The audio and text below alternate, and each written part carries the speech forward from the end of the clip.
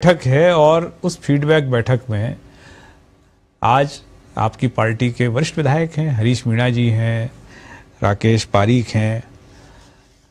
डोटासरा जी ने उनका परिचय कराते समय हरीश मीणा जी का कहा कि ये मानेसर भी गए थे और ऐसा बताया जाता है कि हरीश मीणा साहब ने फिर जम के क्लास ली डोटासरा साहब की। यदि ऐसा रहा तो चुनाव नहीं जीत पाएंगे और ये चुनावी साल में बताने की क्या जरूरत है।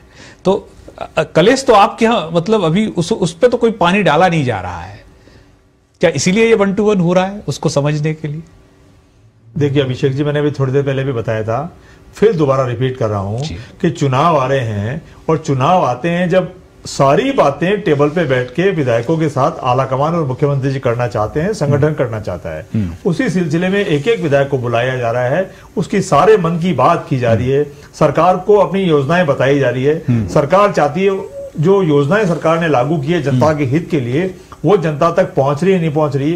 संगठन चाहता है कि कोई फीडबैक अगर आपको देना है तो आप संगठन को, सरकार को दे सकते हैं ताकि जो 5-7 महीने का समय बचा है उसको इंप्लीमेंट कर लिया जाए, उसको सुधार कर लिया जाए। हमारे लिए एक एक सीट बहुत महत्वपूर्ण है। हम नहीं चाहते कि हमारी एक भी सीट हमारी किसी भी लापरवाही की वजह से रह जाए। और जहां तक आप कह रहे हैं डोटासरा जी ने हरीश मीणा जी के लिए कुछ क्या कहा, देखिए कांग्रेस पार्टी एक बड़ा परिवार है और बड़े परिवार में छोटी मोटी बातें होती रहती है। उस बात को भारतीय जनता पार्टी को या किसी को परेशान होने की आवश्यकता नहीं है। मैं फिर कह रहा हूं, भारत जोड़ो की सफलता के बाद कांग्रेस पार्टी जैसे शिमला में वापस रिपीट हुई थी, हम कर्नाटक में भी रिपीट होने वापस आ रहे हैं और राजस्थान में 2023 में हम वापस रिपीट करेंगे। हमारे राजस्थान में जो रिपीट होने का सबसे बड़ा जो कारण है, जो हमारे 5 शानदार बजट हैं और अशोक गहलोत सरकार की जो जन कल्याणकारी योजना है, उन योजनाओं के कारण हम राजस्थान में 2023 में आराम से रिपीट होंगे। लेकिन चुनाव होता है, चुनाव को चैलेंज मान के लड़ना चाहिए, इसलिए हम इसको चैलेंज मान के लड़ रहे हैं। हम नहीं चाहते कि कोई भी कोर कसर छोड़ी जाए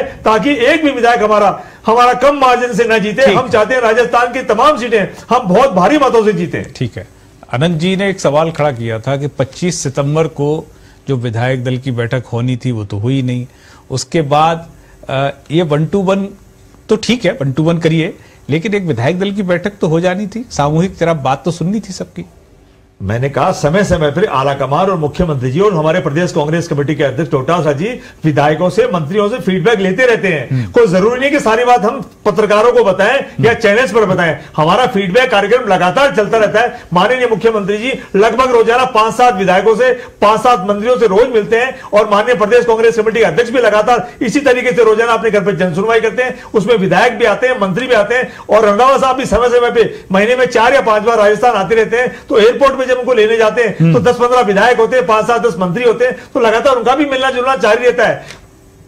सचिन साहब से मिलना जुलना नहीं हो रहा है? हो रहा है। सचिन जी आप बोले हैं फिर से कि 7 दिन हो गए हमको अनशन किए हुए, कुछ नहीं हुआ। सब अच्छा होगा। मैं आपको फिर कहूं कि 2023 में सचिन पायलट साहब के साथ मिलकर डोटासरा जी, रंधावा जी, अशोक गहलोत जी, सोनिया जी, प्रियंका जी, राहुल जी और खड़गे साहब के नेतृत्व में हम 2023 में वापस रिपीट करने जा रहे हैं।